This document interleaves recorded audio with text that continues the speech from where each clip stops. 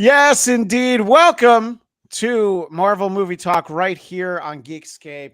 Very excited to be with you at an odd day and time for our YouTube audience, but we appreciate everybody joining us. As always, I am Christian Bladt. Down below is our Ann B. Davis himself, Mr. Eric Connor. Hello, sir. Top of the morning, laddie. And as they say in Gilligan's Island, and the rest. No, part of our and the rest. David Brody joining us, and Good morning. and our special guest Jordan Bloom, who we've seen many times on this show, talking about MODOK, talking about Minor Threats, which there is a new Minor Threat series coming, and we will absolutely talk about it. But Jordan, I assume you don't mind me sharing the picture that you had on your Instagram last week after seeing that. That's not it. That doesn't look like nothing but mutant pride over here. Yeah, I was very excited to see that, and I don't think I was smart enough to take any pictures quite like this. So there is young Jordan Bloom, and of course, repping the Mighty Ducks. I think that's very important for the. Well, it places it in a time period. I think you can understand. Yeah. I'm gonna, for our visual audience, I'm gonna zoom in. I don't know what this superpowers nonsense is. No, I'm just kidding. Hey, but there's so much X-Men behind you. You've got the figures. You've got the posters on the wall. That's a Blackbird right there, peeking in. It's it was a lifestyle. It still is. I had the sort of the famous the Arthur Adams poster of like the whole team. That was the one that I had for a while, but I was very excited to see that. So not that Jordan Bloom needs to prove his X-Men cred, because we've talked about how you wrote a series for Marvel Insider. It was an Age of Apocalypse Krakoan era sort of concept, right? Yeah, it was X-Men Unlimited run. Yeah, that's it. Yeah, and so I've gotten that in, and I think I've somehow become an X-Menologist, where I've been brought on multiple podcasts to just weigh in on the X-Men, which nothing could make me happier. I think it's my fairite job title. I think that that picture had something to do with it. You know, everybody saw it and was like, "Oh, clearly this guy knows what he's talking about." And Jordan, I'm gonna obviously the every picture tells a story, but for our audio audience, just talk a little bit about how much the animated series meant to you as a kid, and sort of, having those characters brought to screen in a way of like, oh wait, these are actually good, Yeah, well, it was I was an X-Men fan late 80s, I would say. Speaking of Arthur Adams, I think my first comic was the Evolutionary War Arthur Adams annual. Oh, sure. Yeah. Mojo, all that stuff was in it. So I was in, but all you could get for X-Men stuff was these little PVC toys that didn't move. It was there wasn't much going on. Then like Jim Lee era comes in, we get the cartoon, the toys simultaneously, and X-Men is everywhere. And I think the cartoon so perfectly nailed the soap opera serialized nature, where things would be set up, paid off, relationships, breakups, high drama mixed with like kind of going back and picking the best of stories from the entire Claremont run, the stuff that was happening currently in the comics at the time. And we didn't have that, including Batman the Animated Series, which was the other big amazing cartoon at the time. They weren't serialized, and X-Men was I have to show up Saturday morning to see what happens to Morph or see what happens to Cyclops. And I think that was a new thing back then, and it absolutely, there it is. That's a beautiful cover. And that was the novelty. I think it hooked not just X-Men fans, but everyone watched it. Everyone I went to school with, they bought the Jim Lee trading cards. Like, it was a cultural phenomenon that I don't think we've had until like the MCU, as far as its reach. My sister went out and bought a Rogue toy, and she didn't care about comics. Like, it just hit. Everyone had their favorite. Right. It was definitely an instance where it was mainstream, and you're talking about the serialized nature, which is such an important part of comic books. But yeah, stories for especially Saturday morning animation for children really didn't have that. That's why, the the fact that there was the previously on X-Men was such an important part of it. And before we started, Jordan and I were talking about how we've both met with and talked to Eric and Julia Lewald, who were instrumental in getting that original version of the series, and they are consultants on this series. But that they wrote a book called Previously on X-Men, because as iconic as the theme was, that fact that there was the recap and you needed the recap every week was such an important part of it. I would watch. So when the series premiered, my sister was 9, and let's see, I think I was like 16, and it was like perfect. We could both watch it and both enjoy it, and it was like she like loved the characters and all that. And believe it or not, I actually let her read my comics, but it was a lot of like, all right, you're gonna have to put this magazine around them, and no water, no snacks, no anything near it. I let her read my actual issues. It was like COVID precautions, basically, before a good 20 years before. We were getting ready. Yeah, it's like, look, one day it's all gonna make sense. And I want to know, Eric, I know you and I have talked a little bit about it before. This is the part where I age shame you for being older than us, but you still were wrapped up in X-Men and the animated series, right? Yeah, well, and I think for me, my introduction wouldn't have been sort of as much real time. Like, I was in college, I think, by this point, and so I didn't necessarily. I mean, Saturday morning, you're still recovering from whatever you did Friday night, or maybe still up, or you're just trying to figure out where your house is. But this is a show that I caught kind of in later on. But the thing that I what this cartoon really speaks to, this is the run of comics I read. This was very much my sweet spot as a fan of Marvel comics, X-Men comics, and so seeing all these storylines that kind of populated the old one, and now these first 2 episodes, for me, like my entry point was this was like the stuff I was reading, on my carpet in Delaware, and these storylines always reminded me why so many of us fell in love with comic books, because of the serialized, because and people always seem to kind of ignore the fact that like character, we always talk about the sort of the action of superheroes, but the X-Men was always character front and center, and beautiful themes, important themes. And unfortunately, as you watch these first 2 episodes, way too timely themes as well. And I think that the understanding and the respect for the source material is obviously something that was evident in the original series, even more so now. And we talked about this recently, Jordan and David, but the Dark Phoenix saga that they did for the animated series was 5 parts, and they did it weekday afternoons. It was my freshman year of college, but fortunately I had a VCR at college, so I was just like, I really hope my roommate doesn't realize what I'm recording every afternoon. But I was like, I am not missing this. And I remember they had an in memoriam card for Jack Kirby. They gave co-writing credit to Chris Claremont, which was shocking, for any kind of adapted work. So it was very exciting, but it was because of how much, and it's the same with these 2 episodes, how much it reminds me of the comics that I loved. And we will talk about that. David Brody, you are here because obviously, one, we wanted to have a little eye candy for the ladies, but also 2, because you actually didn't watch the animated series. You read the comics, and you know the comics very well. Yeah. So I thought that would be an interesting perspective to get approaching X-Men 97 as kind of its own thing. But you are no stranger to Charles Xavier's School for Gifted Youngsters. So talk a little bit about your background with the X-Men before we dive into talking about this episode. These 2. Well, I started collecting comics in 1975. I didn't read the X-Men right away, although I should have, considering that Giant Size X-Men 1 was 1975. I wish I had bought a whole bunch of copies of that. Yep, there you go. New Genesis, I think, was the Second Genesis. Second Genesis, right. Yeah.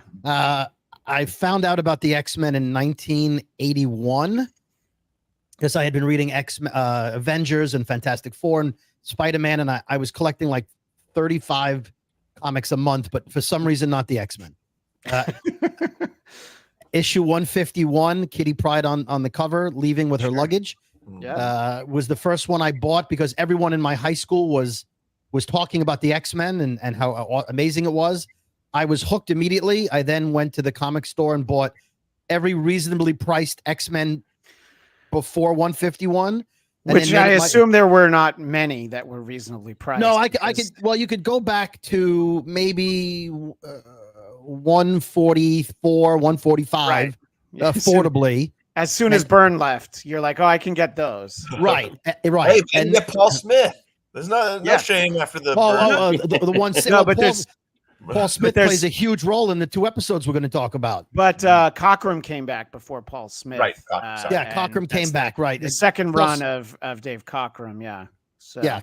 Paul Smith came in around 160-ish or thereabouts. Anyway, so I started trading comics and buying comics, and I like to say ripping other students off in high school who didn't realize the value of X-Men 137. And so. Right. Not every kid on Long Island had the Overstreet buyer's price guide. Right. Like, oh, you have the Dark Phoenix saga? I haven't read that. I'd love to trade you some Marvel team-ups for that. So I was able to fill up, and then I went to conventions and I bought, filled in issues. So I have the run. I bought a book that had every issue, synopsis and artwork up until I think 155 or so, from 1 to 155, and it also told you where they appeared next. So if they went into Marvel Team Up or they went into it told you every issue. So I memorized it. I could tell you, Marvel Team Up 55 had Nightcrawler, and and John Byrne did the artwork, and Captain Britain was a guest, and I was obsessed with the X-Men. But by the time the show came along, I was dating my wife about a year, and I wasn't watching cartoons, and I missed the whole thing. The only X-Men cartoon I watched was when the X-Men showed up on Spider-Man and His Amazing Friends, and they were going to get a cartoon, and then they didn't. That was that was when we were first treated to Australian Wolverine. Yes, what was up with Australian Wolverine? Look, they knew that Hugh Jackman would one day be cast, even though he doesn't use the accent. Even Snicked was sniped. It's not. Yeah, what were you saying, Jordan? Thunderbird Bear or something too. There's something got lost in translation. Yes, definitely. Yeah, and then.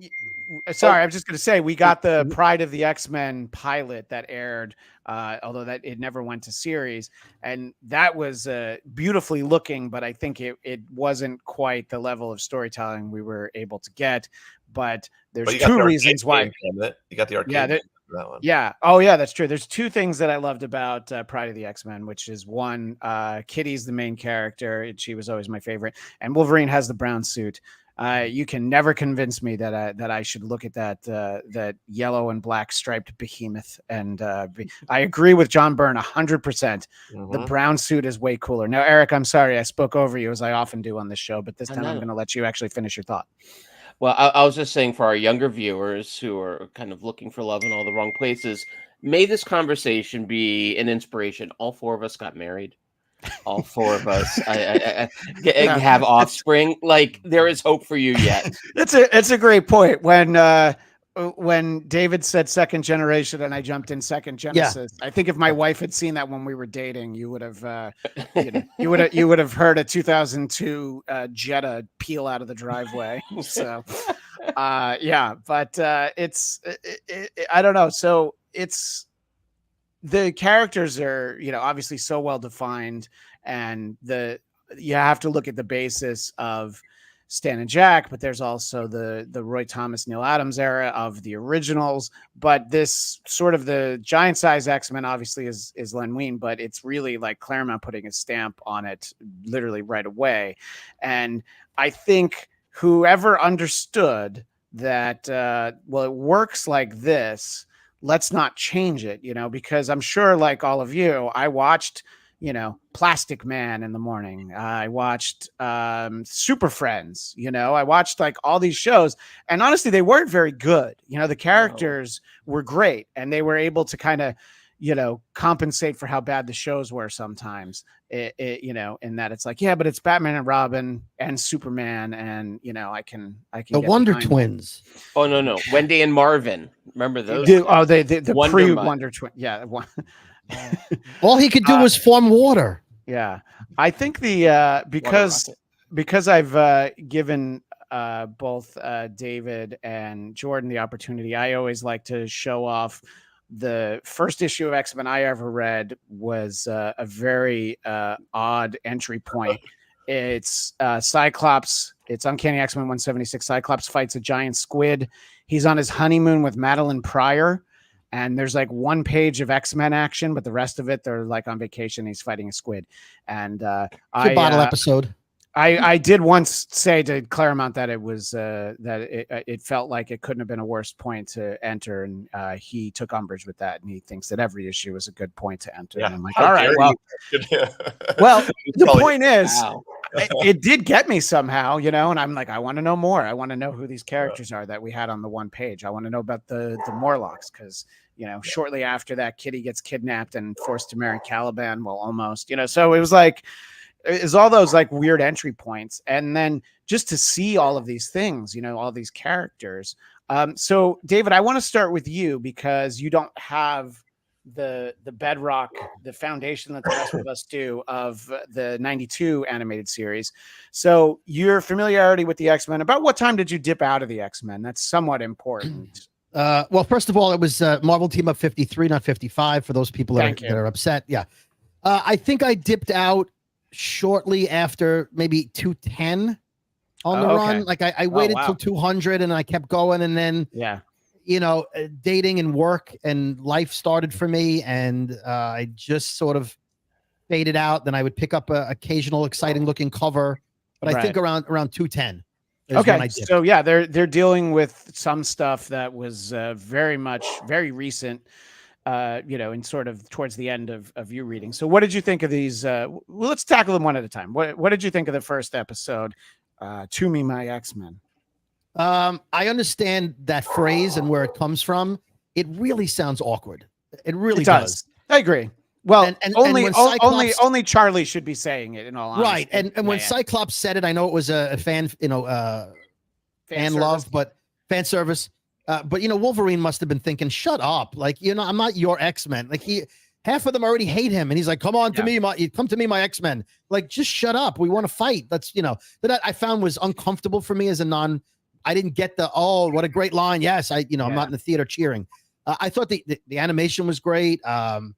Magneto, I grew up thinking he was Magneto, by the way. I'm gonna admit that. Before, you know, JM DeMatteis, who Eric and I talked to recently on Geekscape Book Club, he did a Magneto series, and he's like, yeah, I always thought his name was Magneto. He was convinced, like, no, Stan would create a character named Magneto. Yes, but everyone does call him Magneto, you know. But yes, reading it in the comics, I did think it was. It's spelled Magneto, and he's the master of magnetism. So it makes what's Magneto? Why would he call himself that? He's Nito. It does anyway. It's like those people who call Target Target. You know, it's like they're just trying. They're trying. So for me, the look of Magneto was a little off-putting, having not seen the original show. He sort of looked like Fabio with the long hair and the modernized M. That wasn't the Magneto I remembered. I remember the movie Magneto with the orange helmet and the brown and the orange. So for me, that was a little strange. Let me just bring this in, which I was going to talk about later, but it's a very specific look for Magneto that we're given. It is from the Trial of Magneto. I always hated the M suit, so when we saw the artwork for this series, I couldn't believe they did it. You know, John Romita Jr. Not every cover was a home run. You know, sometimes it's a broken bat single and you're just lucky that there's a fielding error on it. But I thought it was right. The long hair is from the Jim Lee Savage Land thing with him and Rogue that they referenced. Right, exactly. So the long hair is a little bit later. But I was shocked to see that costume that I remember from Uncanny 200. Anyway, so he didn't feel like the Magneto you're used to, you know. Yeah, I mean, I've seen that issue. I think I own the issue. It was around the time I kept reading, but I didn't like the look. I thought the rest of the show was entertaining. Again, some of these guys like Bishop were after my time, so I have to now go back and I knew who he was, but I have to re-look him up. Even Gambit was a little bit after my time. And Jubilee's after your time. Jubilee's way after my time. Jubilee showed up in the X-Men movies, and I had to look her up on Wikipedia to see what her powers were. So it's they didn't do a good job in the movies of telling you what her powers were. So to me, the show was like an amalgamation of the period I read and then some characters I wasn't familiar with, but I enjoyed it. And then I started remembering we'll get to episode 2, but episode 1 I found very enjoyable. I thought the voiceover work was great. I know a lot of them are the originals from the old series. Yes. I thought they did a great job. Again, the Magneto voice I didn't love. I didn't think he had enough. I don't know. I just they took his word for it that Xavier died. I thought that was spoiler. I thought that was a little suspicious. That refers back to the finale of the original series. Right. But the X-Men sort of believe the Shi'ar might have been able to save him. Yeah. But exactly. So, and I'm sure that that'll be addressed. So, Jordan, your thoughts on getting to see. We'll just, again, tackle them one episode at a time, but getting to see X-Men 97 episode 1, To Me My X-Men. I mean, let's be honest, it's a Cyclops world now. Forget Wolverine. Cyclops had all the best moments. Finally, we're in the age of Cyclops. They did so many cool things. I never saw him use his power that way, where he's pushing himself across the floor. Yeah, that was cool. Though my son pointed out, he goes, wouldn't his neck just snap? And I was like, don't worry about it. It's comics. Go study the MCATs. Yeah, same thing of him like landing himself. I think everyone got their moment. That moment with Storm, where he says, give them the forecast, and you hear them say, Omega level mutant showing up, and she turns the sand to glass and then just shreds them with it's really thoughtful action in how to use their powers, them teaming up, Gambit charging up Wolverine's hands, which again, my son's like, wouldn't it just blow all his skin off? Like, again, don't worry about it. But that's a thing in the comics. Obviously, the fastball special was a thing that has been around forever. But in the Krakoa era, they started calling that the first mutant machine. And that when people use their powers together, that's a mutant machine. So the idea of seeing those kinds of team ups and stuff is really exciting. I loved it. It was perfect. It's the way, again, I love the original 90s cartoon. But I think, some of the limitations of the animation back then may have not aged as well as you want it to. And to me, this version was the way you want to remember the cartoon. It was sleek. The acting was good. It was well paced. And they're pulling from all these stories from different eras. So I feel like we have Life, Death, and the Executioner was a 90s character. Yeah. And that Savage Land story, Inferno's clearly being set. I love that they're doing that same thing where they're just picking little things and mashing them up together under the guise of this 90s era. It felt like coming home, to be honest. It was it was a bullseye, in my opinion. Right. No, I agree. They definitely, have a lot of the elements for, what we're looking for with this. And you're right. The original series was a network Saturday morning cartoon, and there's a little bit, there's not much in this, but there's, Wolverine talks about being pissed off, says something's full of crap, and I'm like, oh yeah, that's it's a light touch, but I'm like, yeah, they're like, all right, we're not going to hold to the broadcast standards restrictions of 1992, and I think when we'll talk about episode 2, Magneto's speech would not have been the way it was in even 1994. So I thought that obviously it looks better than the original series. It's more consistent. I think everything is better across the board. And before I ask Eric your thoughts, Jordan, you mentioned to me that you watched it again this morning with your kids. So talk about what your kids thought of getting to see the X-Men in some new adventures. Yeah, well, it's funny. My oldest son is kind of out on Marvel, having me forced it on him at a very young age. He kind of grew out of it, and this pulled him back. He's like, I'm down for this. I'll watch this every week with you.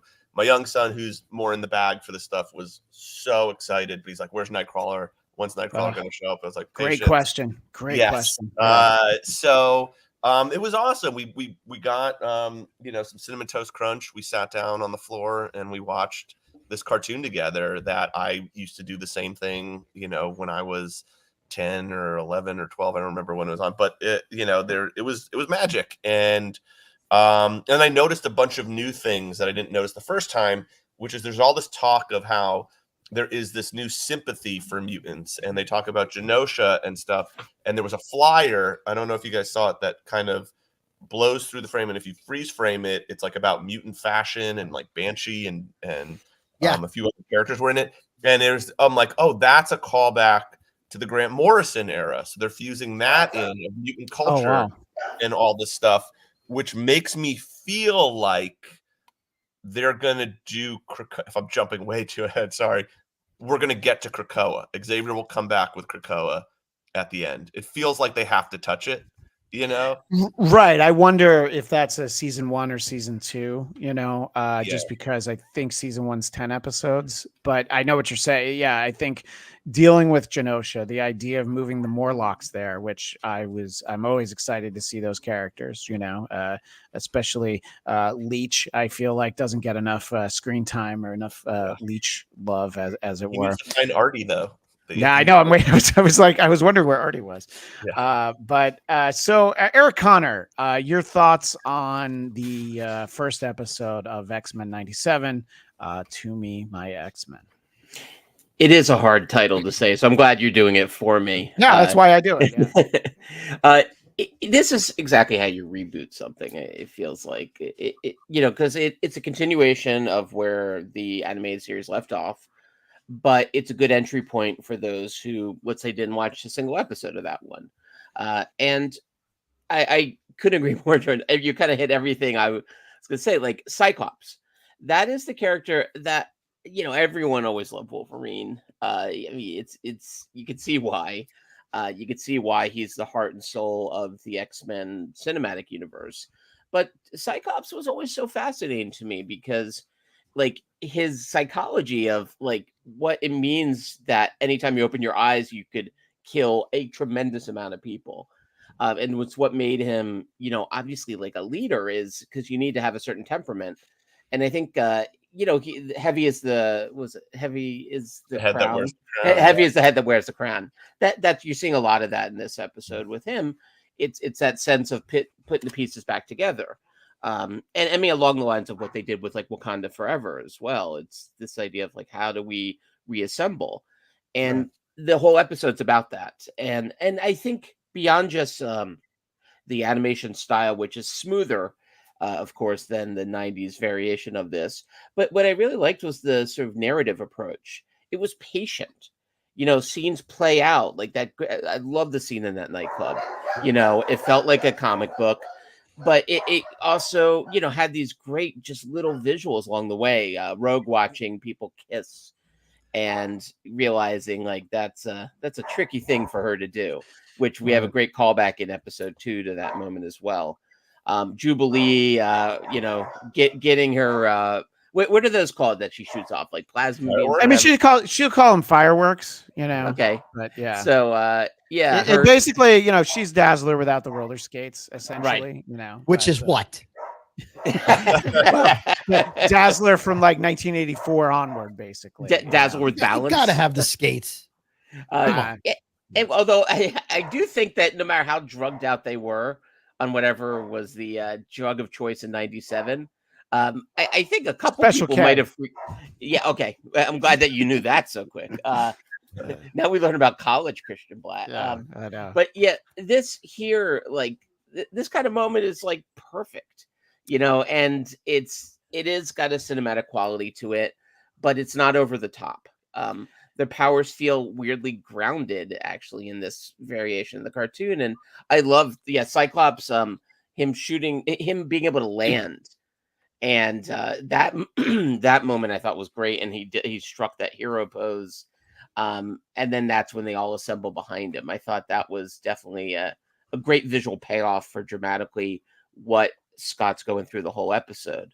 So I think episode 2 is better. Episode 1 was exactly what they needed to do. Right, as an on-ramp. It was the to keep it in 90s parlance, it was the Control-Alt-Delete that we all needed on the series, and it's good. They're like, it's been like 6 months, so it's like, there's a couple of things that are a little different, but just stick with us.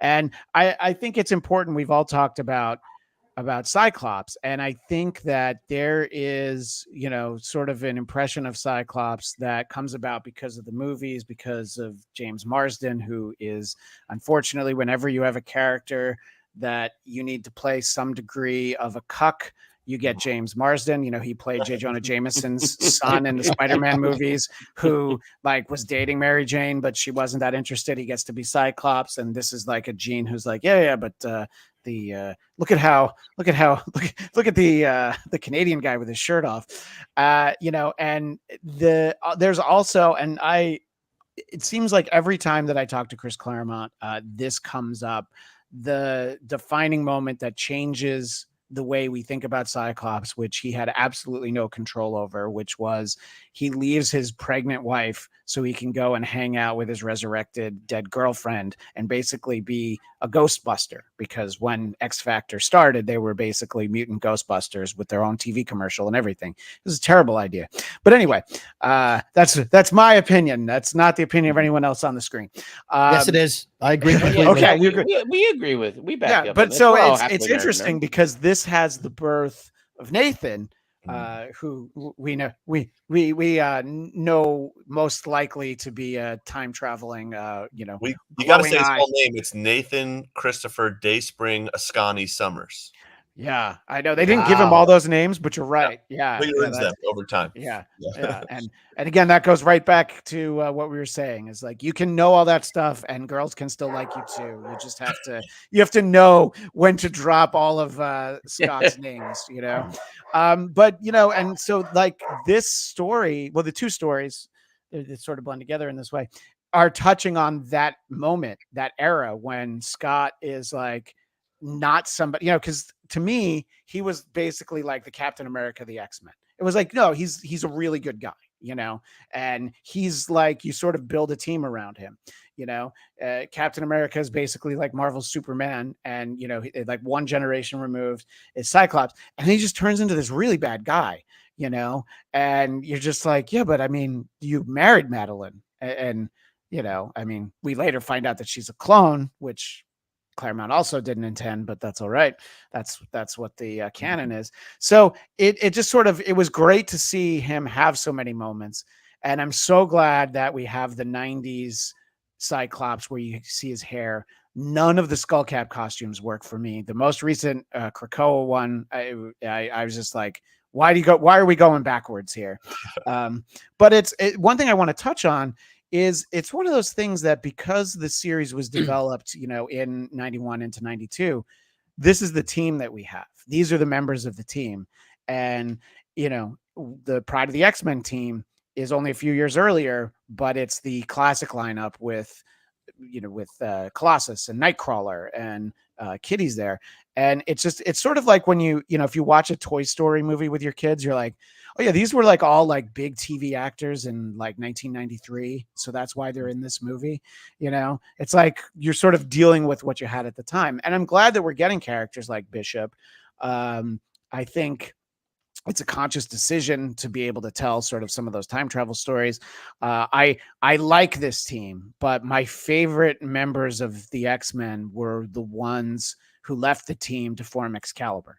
So, Nightcrawler and Kitty, and I was very intrigued by Rachel Summers, and, eventually, we lose Colossus. But so I do really like these characters, but I'm a little bit with David. Like I read, I don't know, until like 300 Uncanny 350 or so.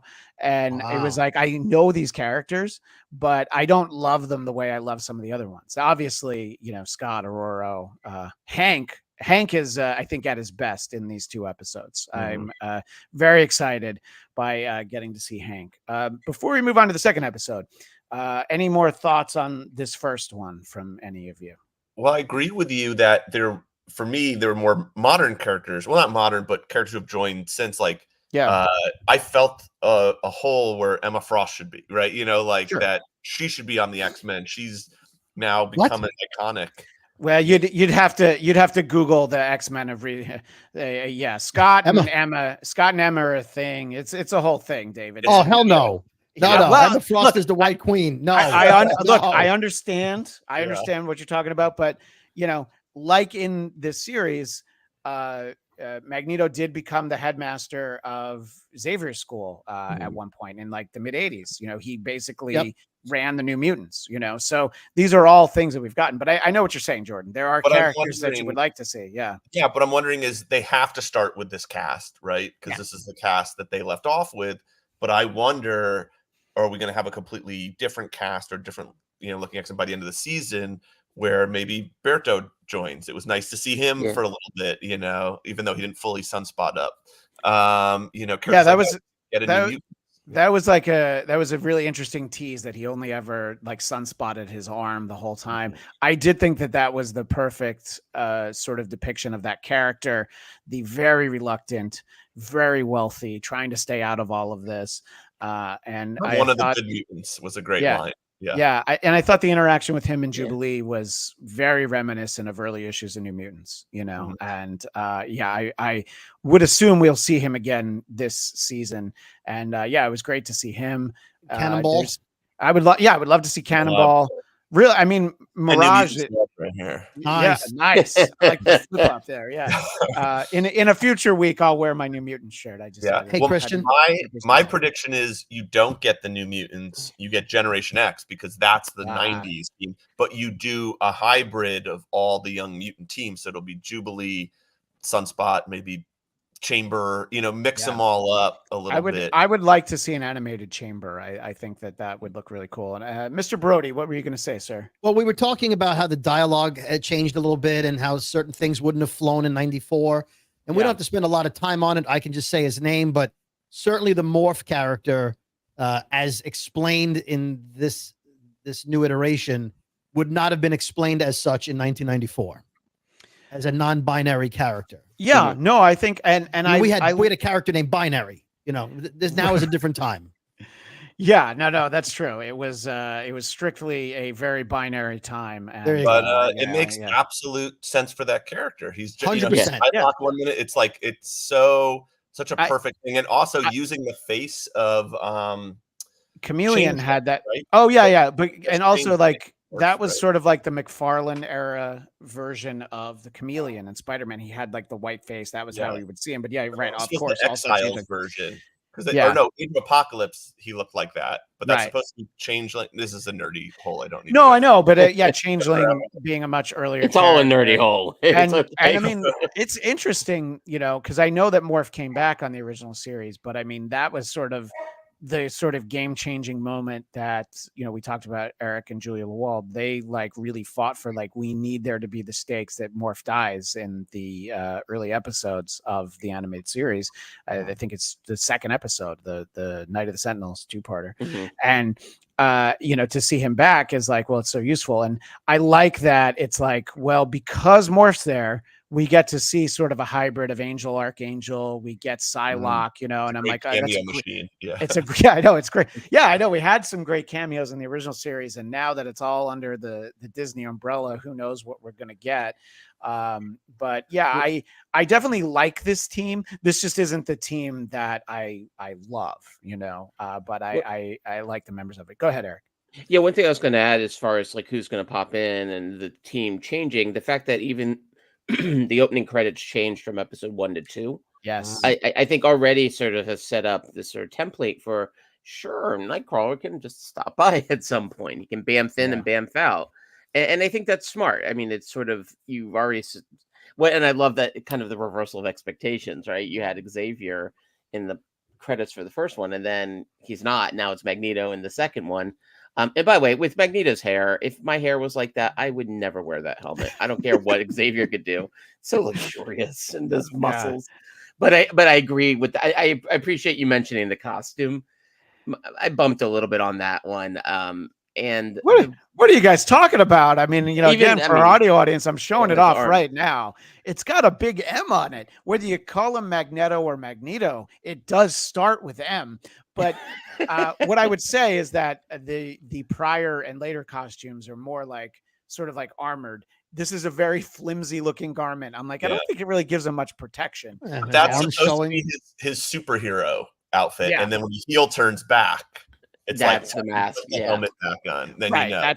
Yeah, and I mean, you know, Magneto for so many reasons is such a fascinating character, and you know, there was this sort of planned arc, you know, where you have like 150, he sinks the submarine, but almost kills Kitty, so he starts to kind of come to terms with who he is the trial in 200, and it was eventually going to turn into earlier, he was going to basically run the X-Men, and we're going to see the evolution of that character, which I think makes him so much more fascinating, you know, but there's sort of the step back that he takes, you know, when the second book starts, the Jim Lee book, where he's like Asteroid M, he's got the helmet again, and sort of culminating in a few years after the Claremont run when he rips the adamantium out of Logan. And then we find out he had the bone claws, which for nerds, you perhaps saw the time where I talked to Chris Claremont about this. He had talked to Larry Hama about that. They had always thought that Wolverine had the bone claws, just he never got a chance to tell a story that showed it. So that was, he very much supported that. Because look, you always wonder, somebody writes something for 17 years, like, you like anything that happened afterwards? They're like, well, yeah, he picks and chooses what he liked. But I mean, he's also a legendary curmudgeon, like in the best way possible. Yes. Yeah. But one day, Jordan, I'd like you to sit in on one of my, let's see, the last one I did was 2 hours and 12 minutes. I promised his wife it would be 90 minutes. And I lied to his wife like I do every time I interview him. It's just, we're at the 90-minute mark. I was like, hey, we should probably talk about Madripoor Nights, the series that's out now, which, by the way, issue 2 is out now. And I think everybody should check that out, especially if they enjoyed this story from Uncanny 268.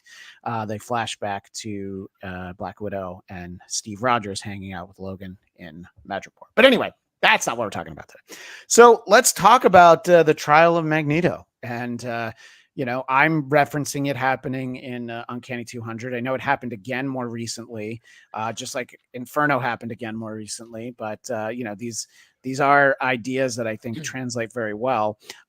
So, David, I'm going to start with you again, because you were reading when Magneto went on trial with the awesome M suit, but you don't necessarily remember much at that point, because it seems like your heyday was before that. What did you think of sort of, you know, him taking over the X-Men and Val Cooper immediately showing up like, well, now we know where he is, so let's arrest him? Yeah. I think that episode should have been 3 episodes. I think the courtroom, there's so much more to debate and talk about. And you know, the slight reference to the Holocaust survival, which in 97, you can still, it's relatable in 97, right? He could be a 60-year-old survivor. Nowadays, in 2024, it wouldn't make sense for him to be. I thought it was a good time period. And things happen too quickly. He took over the X-Men. They show up to arrest him. They go to court. It all gets very, I would have liked to have seen it expanded. There's a lot more to interject on that. That would have been a year of comic book, at least in the 80s and 90s. I don't know about now, but yeah, I agree. It was a lot. It all happened very fast. And, you know, when we see Executioner and then we realize, because in Uncanny 185, it's Henry Peter Gyrick who, you know, develops the technology to, you know, basically you can shoot a mutant and take away their powers. And they were determined to take out Rogue, which kind of makes sense, because in so many ways she's the most dangerous of all the mutants. She also had the known affiliation with the Brotherhood of Evil Mutants, which, you know, Magneto's a smart guy. He should have had better PR from the beginning and not called himself the Brotherhood of Evil Mutants. Yeah. But so to see that coming, and, you know, to know what it's going to mean for Storm, I was like, yeah, it was a lot packed in there. Sort of what we were talking about the pacing. I was very relieved to see that these are not 22-minute episodes, that they're about half an hour. Now, a lot of content on Disney Plus, I'm like, why is it so much shorter than I want it to be? Mandalorian and a number of others. But I'm like, okay, good. They give it like almost a true half hour, which I think does create a much better canvas for storytelling, and you don't have to factor in the commercial breaks. You know, Jordan, when you were doing MODOK, that was for Hulu, so it must have been great to not have to go like, okay, and then at every 8 minutes we have to have something like dun dun dun, right? I mean, it's got to free you up a little bit to tell streaming stories, you know? Sure. I mean, we wrote for, 3-act structure, but still without that pressure of like, we got to bring him back after the commercial. I hope this is good enough. Right. And if it's at minute 7 or minute 9, it's not like, really have to, you have to get to the traffic and weather on the 8s, it's not that sort of a thing. But what did you think, Eric, about the Trial of Magneto episode 2? It's actually not what it's called, right? It's the Trial of Magneto is not the title. It's I think you're calling it that because of the Trial of the Incredible Hulk. I feel like in your mind, like that's just the way you title these things. I'm heartbroken that Kenny Johnson didn't do the Trial of the Incredible Hulk, because it means we can't talk to him about it. Look for old episodes where we talk to Kenny Johnson about the Incredible Hulk, especially the one where he brought like 100 slides and went through a 2-episode premiere. Anyway, but so yes, the Trial of Magneto is not the title, but that's basically The Mutant Liberation Begins is the title. Thank you. Yeah, that trial would have been better, actually. You mean my X-Men Mutant Liberation Begins? Yeah. These are great titles. It's good. I'm not looking at the titles. I come in fresh on them. I thought this episode was terrific, and so much happened. Dave, you got a good point about like spreading it out, because I mean, think like you have the trial, you have Rogue and Magneto hooking up. You have the baby's arrival. I mean, this had so much going on. And I mean, really, you could even look at the last sort of minute of this, the denouement, as Christian might say, where at the end, wrapping everything up, and you guys like, oh my God, they covered a ton of ground here. But it didn't feel overstuffed.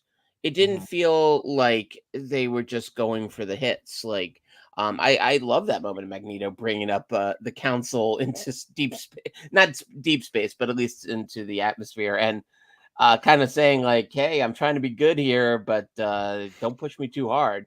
I love that moment, and harkens back to even in the movies in a much more manageable way when he took up, I guess it was old RFK Stadium in DC in Days of Future Past. But again, I think even though this thing's animated, they're smart. They're keeping things like really contained. But then, yes, Storm losing her powers. This is completely where I was as a reader. This plot line we've discussed actually in the show before, because it's such a game changer, and that Storm stayed in the picture. So at the end, when she's leaving, I mean, I assume we'll see her again pretty soon, but they could change it up where she's gone for a while, and she's really like Scott needs her. Yeah, well, we did talk previously. We did go over the titles of all the episodes of the series, and it's, I guess it's a light spoiler for this moment in time. But two episode titles tell us she will definitely be back before too long. But yeah, we're gonna have a few weeks without her, it seems like, and there'll be some sort of very powerful storytelling that I believe we'll get to kind of experience. Jordan, as our visual audience sees that moment from Uncanny 185, where Storm does try to protect Rogue and loses her powers for quite some time. I mean, it was years of real time that she didn't have her powers, and yet she's still like a 10-year-old too, right? Then she that's true. She's like a 10-year-old, and that's the introduction of Gambit, and that was also revisited last year in a Storm miniseries that Chris Claremont did, where it was sort of revisiting that moment where Storm's a kid again and she gets to know Gambit for the first time. So your thoughts on sort of this very jam-packed episode that it checks off, like 10 issues worth of story, basically.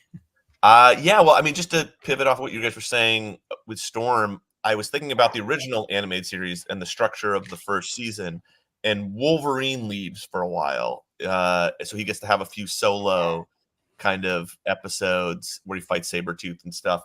And it's a great way to showcase the badasses of the X-Men. And I think what this series is doing is kind of correcting some of the wrongs of the original series, which kind of presented Cyclops and Storm is sort of the leaders who always do the right thing. Whereas what happens in the comics is Storm hits her punk phase, right? And she goes off and she has these adventures in Madripoor, and she fights Cyclops for leadership of the X-Men, powerless.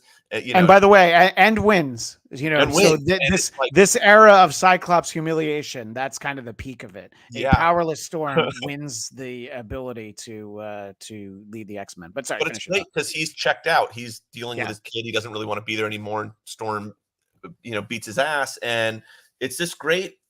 Claremont was so good about showing that, like, you may think this is who this character is, but there's this whole side to them. Storm's a street fighter who rips out, or stabs Callisto. Like, and I'm looking forward to seeing that side of her, which is where you go with the depowered stuff. Same thing with Cyclops. I feel like this is a course correction from he's the boring, stuffy guy that Wolverine can, kind of butt heads with. No, he's this complicated leader whose powers, like you were saying, make him have to hold back and always be in control. And when he loses control, it's detrimental to him. So I think, again, it's fixing a lot of the problems that we've had to live with in X-Men media that might have come from the original animated series. But as far as this goes, the pacing to slow down and have Magneto deliver that speech in space, and it works so well because the mutant metaphor is really tricky to convey. In the 60s, it was civil rights. In the 90s, it was more about, gay rights. And, now it's taken up the form of trans rights. And I think, like, it doesn't always work, but when you can kind of hit it as this all-encompassing kind of way to teach kids about tolerance, then the X-Men is doing, the right job. And I feel like they nail it in these 2 episodes, especially this speech here. It's like, that's the essence of the X-Men, feeling like an other, feeling the persecution and trying to find your place in the world. And I feel like using Magneto for that is perfect. And they nailed that speech. I think the level in which, X-Men works as sort of a big picture mass media, really phenomenon that it is the allegory. And you're really able to tell that story. I mean, it's the idea that, you could take an X-Men script, whether it be for a movie, a cartoon, or a comic book, and like, we're just going to replace the word mutant with, gay or black or anything, trans, anything. And it's like, the metaphor still works perfectly. And this is the very specific moment that I don't think that in 1997, especially on the Fox network Saturday morning cartoon, would Magneto be saying of different sex or skin. Or the Fox network now, Christian. Well, the Fox network now, that's not the same as the broadcast, right? There's all these people going, when did X-Men get woke? It's like people being sad that the villains in this are January 6ers. The anger at Morph is like, you're gonna Morph drink Bud Light.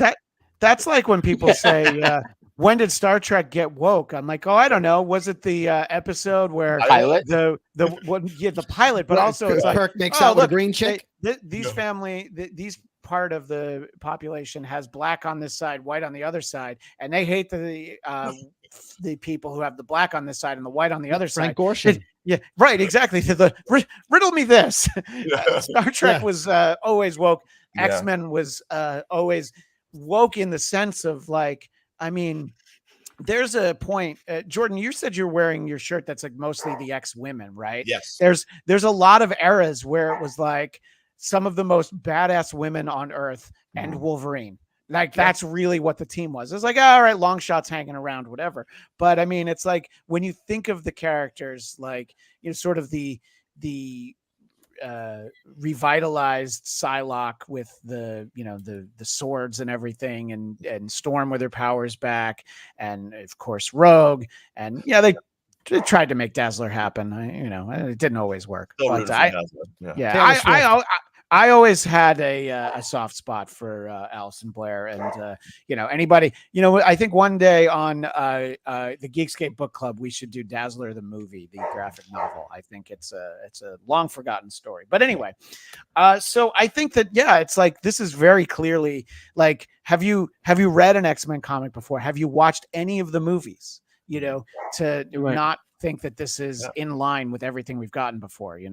Well, I put in the chat here, Nelson Peltz is trying to take over a couple seats on the Disney board, went on record, and I mean his stuff is like, borders on a certain news network whose name we shall not say, because he's like, why does it have to be an all female cast? Why does it have to be an all black cast? So it's like, okay, I think this is speaking a little more to your problems than it is to the world's problems. But you're right. It's like Marvel was always about this. X-Men especially was always about this. And so, whatever, I mean, the way the word woke is used and weaponized is it's for another day. But I think this is what the beauty of the X-Men was, the fact that there's a moment here, and something often comes up in this household where, this idea of the Bechdel test and like having that great moment of Rogue and Jean sitting together talking, and like how you would never see that in almost all the superhero stories. And right there is two really powerful, smart, strong women having a moment that's a real moment that doesn't feel forced or anything. It's honest to the storytelling. So yeah, you're right. It's like Marvel was so ahead of the curve on this. And it's what made us fans as, younger readers. I think it brought in so many female readers, and the cartoon too. A lot of people, a lot of female readers I talked to, the cartoon was their way in, and then it led them into X-Men because they have the most powerful, I think the best female characters in Marvel are the X characters. And I think definitely agree. Yeah. Right. And I think it was an entryway in, and they're not shying away from that in the cartoon. And also shout out to Gail Simone, the first female writer to be running the X-Men and writing Uncanny. I was going to say, and she's not just writing X-Men, she's writing Uncanny X-Men. I think it's not like, the third or fourth X book down. I think that's a great announcement. And I'm glad you mentioned it because I forgot. But if you really need to have an answer, like since when are the X-Men woke? I have a picture that accompanies it. It's the same one on my shirt. At the very least in 1975. Probably before that, but it's like you have a Russian on the team at the, really the height of the Cold War. You have an African goddess. You have a Native American character who unfortunately only lives for 3 issues. But you have a German demon character, and the most diverse of all, you have a Canadian. So but I think Nightcrawler is the key, right? Nightcrawler is the most popular first really non-passable, mutant that can't pass for human. Like, it's not that hard for Cyclops to blend in. And I think the mutant metaphor works best with like his character. Yeah, and I think it's interesting in those early issues of the Claremont run where Nightcrawler would use this sort of like appearance changer so he could blend in. And then at a certain point, he's just like, I'm not going to do that anymore. And I think that that's kind of a defining moment. And I think this series, the original and what we have now with X-Men 97 clearly represents all of the spirit and the ideas, of what at the very least, the new X-Men, the all new, all different X-Men were, and that's why it's exciting. And I think that's why universally, at least on my timeline, everyone is so excited for this in the lead up to it. And then everybody watched it before me because I was on spring break with my kids. I didn't watch it till the weekend.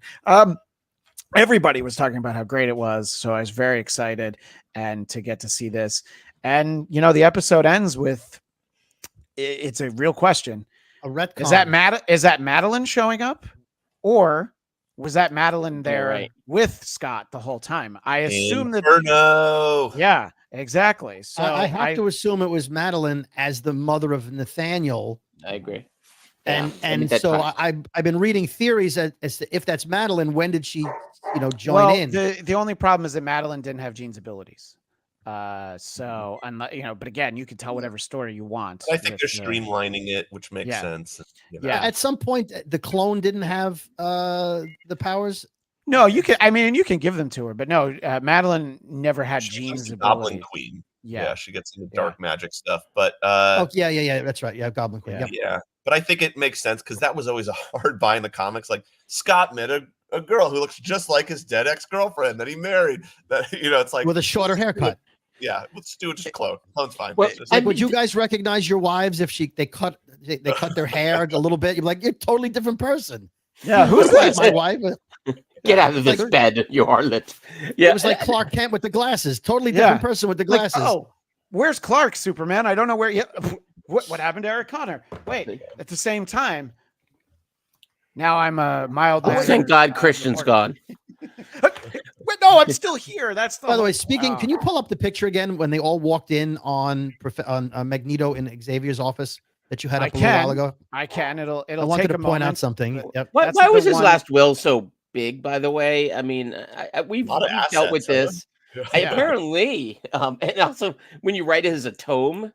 Yeah, I mean, and why wouldn't he just tell them before he died? Like, just it's going to be a shock, but I'm putting Magneto in charge. Yeah, heads up. You do this kind of work where in any given day on the job you might get killed. You might want to plan this stuff better. Yeah, at least tell Scott. You know. Yeah, right. By the way, I think Beast had to deal with the thing you talked about with Nightcrawler not looking human. Yeah, I think Beast had to deal with that as well. But this picture, they all come in and they're in like what's going on mode, but Jean or Madeline had the presence of mind to turn, pose, and grab her belly. Yes, I love that. Yeah. That's how I enter every room. Yeah. She's like, just so you know, oh my God, it's Magneto. Don't hit me. I'm pregnant. Yeah. And I'm working at Foot Locker. Yeah, I'm working at Foot Locker. The moment before that, and it touches on what Eric said about the first episode, having the nightclub scene, it does touch on what is one of the best things about the X-Men is the character building, the downtime episodes, the fact that they'd have the long Danger Room sessions, they'd play baseball, softball together. Even the Avengers would do that. You know, I love the downtime. And it's what makes you really care about these characters, that you get to spend time with them. You know, you have an entire issue that Kitty spends crying because Peter decides to break up with her because he met some hot alien chick on the Beyonders battle world. I get it. We've all been there, Kitty. Okay, it happened. You have to tell the rest of that story. Then then Wolverine takes him out to a bar to make him feel better about being dumped, but actually is there to pick a fight with Juggernaut. With Juggernaut, yes. Great issue. The great Uncanny X-Men 183 is what a one of the greatest. Yeah. And by the way, we were talking about Madeline, the Goblin Queen, and I'm not quite sure what the Disney Plus standards are, but I don't know that we ever would have really gotten quite a look at the Goblin Queen, in the animated series. You know, even when we had the White Queen, it was a vastly redesigned uniform for Emma, and I believe they were the Circle Club, not the Hellfire Club. They are certainly the Circle Club in that picture. They should have been the Heckfire. They should have been the Heckfire Club. You know what? Yes. The real power is keeping that shirt on. That's under boob and side boob and over boob. I think Goblin is with an ing at the end. To be fair, though, equal opportunity, she dresses Havoc like that in Inferno too. So that's a great point. Yeah. Everyone gets dressed like a weird goth. Hey, Jordan, it was the 80s. It was a crazy time. All right. Yeah, hey, Starfire, anybody? Yeah. Right. Yeah, exactly. So yeah, I'm very excited about what we're going to get. And I think that there's so many great moments of, things to come. Obviously a lookalike to Jean, whoever that is that shows up at the end, that certainly keeps us interested and wondering where we're going to go next. And, we'll continue covering this series here on Marvel Movie Talk. At the end of the show, I'll let you know we have a couple other shows for people coming up this week, but we'll get back to X-Men 97 next week. We'll double up on episodes 3 and 4. But is there before we talk about something very important that Jordan's been working on, are there any sort of final thoughts for what we hope we see? I'm going to start with you, David, because again, your familiarities with the comics. I always welcome a visit from the Starjammers myself, but is there anything that you're hoping we get to see, David? Oh, I love the Starjammers would be fantastic. I really need to see the classic lower part of my shirt return to the show at some point. I need to see how they handle Nightcrawler and Colossus. Yeah. I would like them to expand on the characters I don't know. I'd like to get a little more information on Bishop in the show for people who may not know him.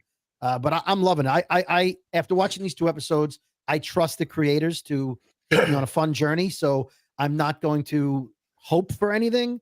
other than my characters returning, but I'd like to see where they take it.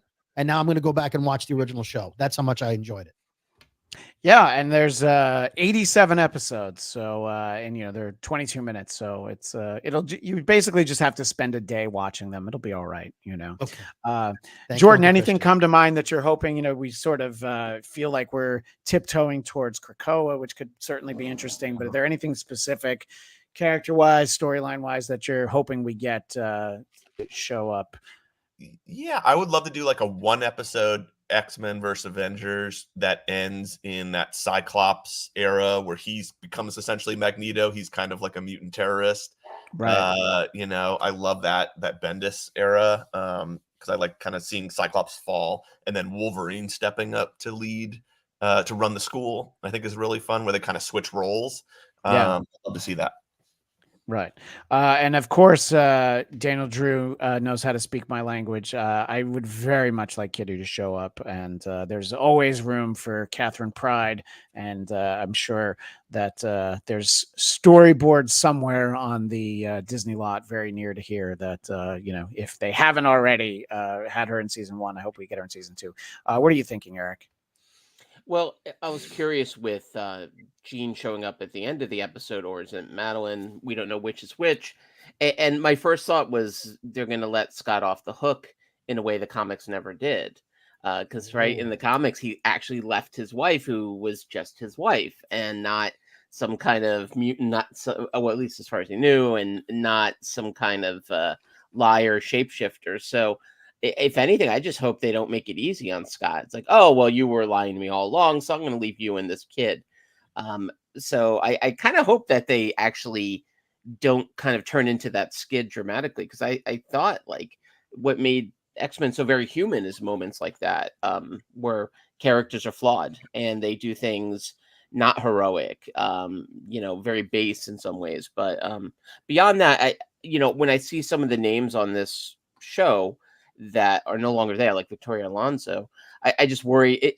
Oddly enough, not for the first 2 seasons, but I'm already thinking like, oh gosh, I hope 3rd season they're able to sort of fill the hole, because you realize how much of an impact 2 of the people who are no longer on this staff of Marvel really made on this property. So I just hope they've got some good supporting players in their writing ranks to step up and take over and continue on this journey, which has been great. I feel like obviously with the MCU films and series, there have been some instances of turnover and changing the switching horses midstream, and I think for the most part they do seem to know how to realize what's going to work for a project. And I would wonder where we get with season 3, but I'll enjoy the first 2 seasons first. We got time.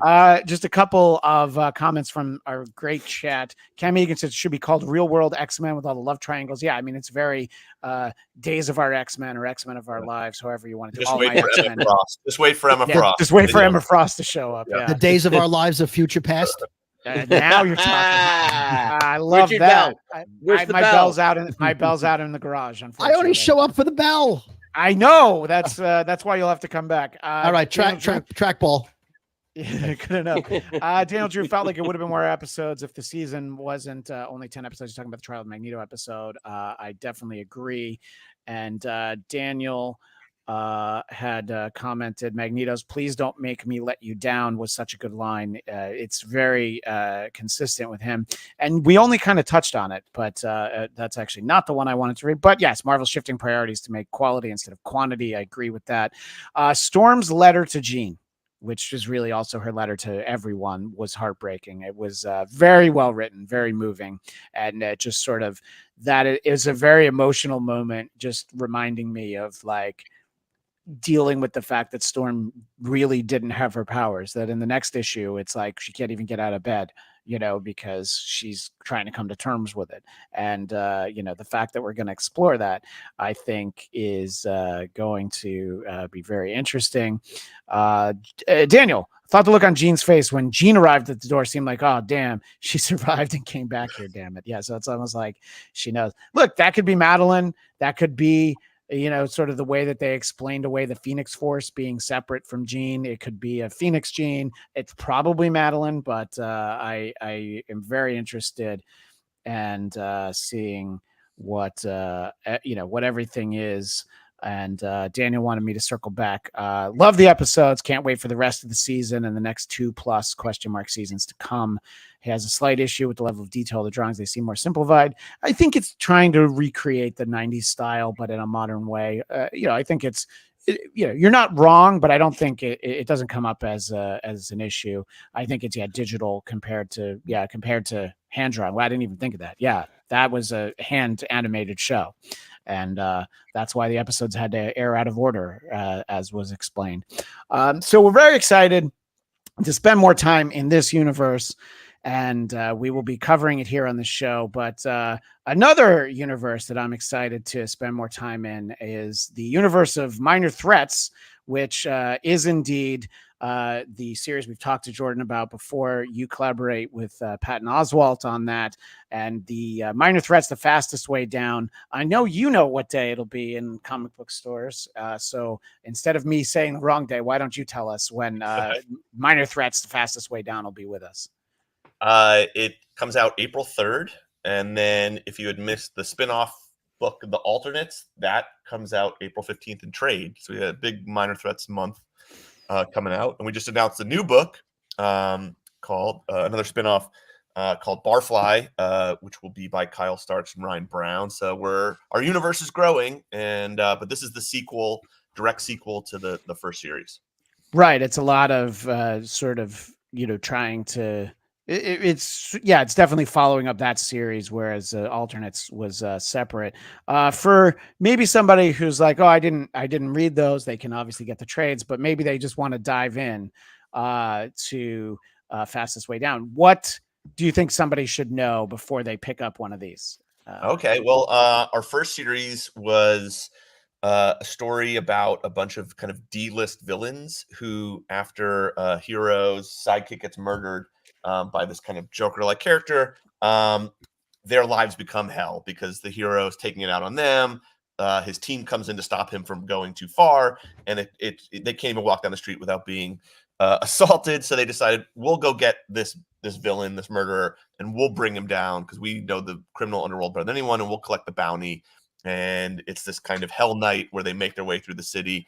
And by the end of it, the landscape has completely changed, and a character, Frankie Follis, who's on the cover, Playtime, who was looking to leave this world behind, realizes she's actually really good at being a supervillain. And at the end of series 1, she basically cuts a deal with the heroes to stay out of her area, and she is going to unite super crime. And that's where we pick up in volume 2, which is her becoming the new queen pin of crime in Redport, the area of her city, of Twilight City.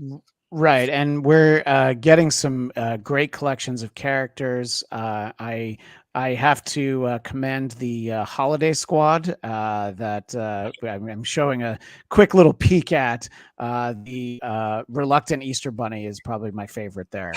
He's just like, he's literally throws the ears out the window at one point. But I think just sort of the way that you're able to populate this very different, but adult, gritty sort of superhero world.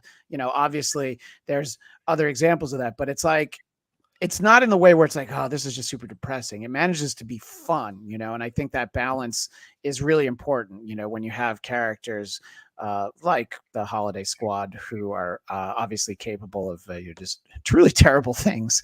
But even what I like is that even heroes like, I guess the action that we get to meet in there, even the superheroes are like, oh yeah, nobody's really a good person in this world, are they?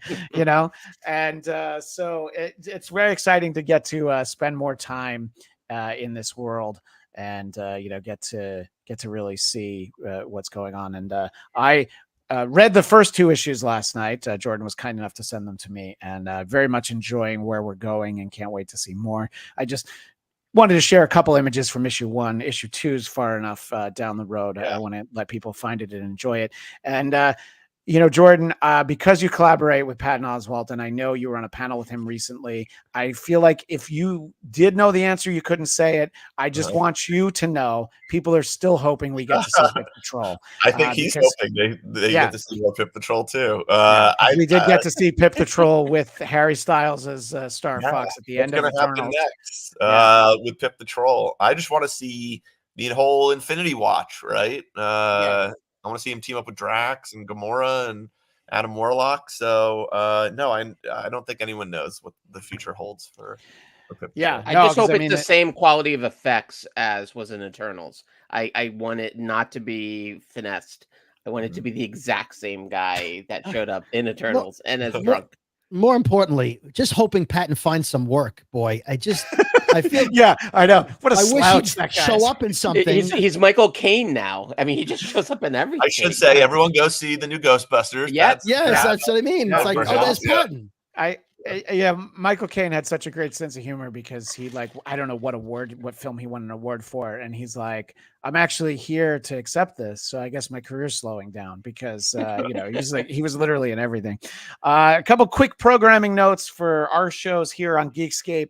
On Thursday at 5 p.m. Eastern, 2 Pacific, Eric and I will be talking about, and our buddy Jeff Winstead will be talking about the 1986 Aquaman miniseries.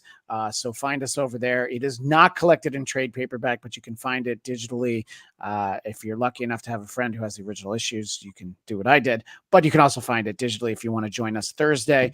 And very excited to announce something that our buddy Jonathan London, who runs everything here at Geekscape with Matt Kelly, he put me in touch with Joseph Culp. Now, you might not know who Joseph Culp is, but if you've seen the 1994 Roger Corman Fantastic Four film, you do know Joseph Culp because he was Dr. Doom in that film. And we're going to talk to him about that film and the fact that that film is celebrating its 30th anniversary this year, has never received an official release, but you can go on this platform you're watching us on right now and type in Roger Corman Fantastic Four movie and watch it right after us. So we're going to talk to Joseph about that. I'm very excited. I'm going to tell him the story about me going to a comic convention in New York in 1995, and spending $20 for a VHS of that, and another $20 for a VHS of the Star Wars Holiday Special. And it's some of the finest $40 I ever spent. So we'll talk about that, and we'll be back with more X-Men talk next week, but I don't want to confuse everybody with all that, but I think we're going to settle into Thursdays talking about the show. We'll talk about episodes 3 and 4 on, I guess it's April 4th. Anyway, that's all the stuff that I have to promote for here on Geekscape. And if you haven't had enough of David Brody and myself, in about 40 minutes on the Blackcast, we'll be giving our 2024 MLB preview special with Salmon himself, David Weiss, Flobo Boyce, and of course, author Devin Gordon, as we do every year. So you can continuing our successful track record, by the way, of being wrong on everything, pretty much everything. Yeah, that's all right. But we'll talk about the season ahead, and is Shohei Ohtani a compulsive gambler? Is he tied into the underworld? We'll talk about all that stuff. So find us over there on the Blackcast. That's a long meandering plug, but since I started by plugging something that David's a part of, David, please give us your own plugs. Oh, thanks. Well, I'll be on the Fantastic Four show on Friday with you. And I believe Eric, you'll be with us as well. Yep. You can always find me on the Brooklyn Boys podcast, which is my background logo right there. Available on all platforms, where my co-host and I, both from Bensonhurst, Brooklyn, talk about life and from a Brooklyn attitude perspective. I find it quite humorous. I think you will too. Brooklyn Boys podcast. Jordan Bloom, we talked about Minor Threats Fastest Way Down, but so April 3rd, but what else would you like to let people know about? That's probably it for now. You can buy the trade on Amazon or your local comic store. And there's a lot more coming, and I have all these cool movie TV things I can't talk about, but hopefully soon I can, and I'd love to come back. Yes. Oh, no. We're always excited. I have a friend that I know from AfterBuzz. We used to do a Star Trek panel together, and he works on X-Men 97, and he has for 3 years. And I don't know that he can come on this show, But I can't wait to just sit down and have lunch with him and talk about it. Yeah. He's in charge of like the character designs, and I'm like, oh my god, it's like he's nailing it. Like, Tell him it's going to be like a 4-hour lunch. Yeah. That's my buddy Frank Moran. Yeah. Oh, sorry. Don't tell him to change Wolverine to the brown. I like the yellow and blue. So I definitely. Look, I'll take the all black patch costume as long as they don't give him the web like eye mask.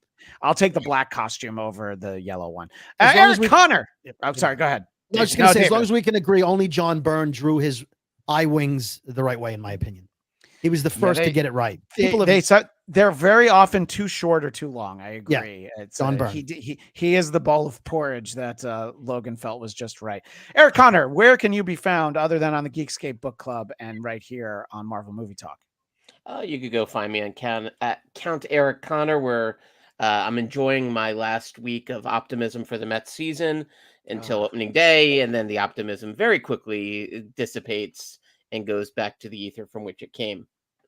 Yeah. Well, watch our show that we're doing, and your optimism will probably be gone by then. But in any case, thank you to Eric Connor. Thank you to David Brody, and of course to Jordan Bloom. We appreciate you spending so much time talking about X-Men 97. And you can follow me on X at Christian DMZ. And as the great Stan Lee would say, Excelsior!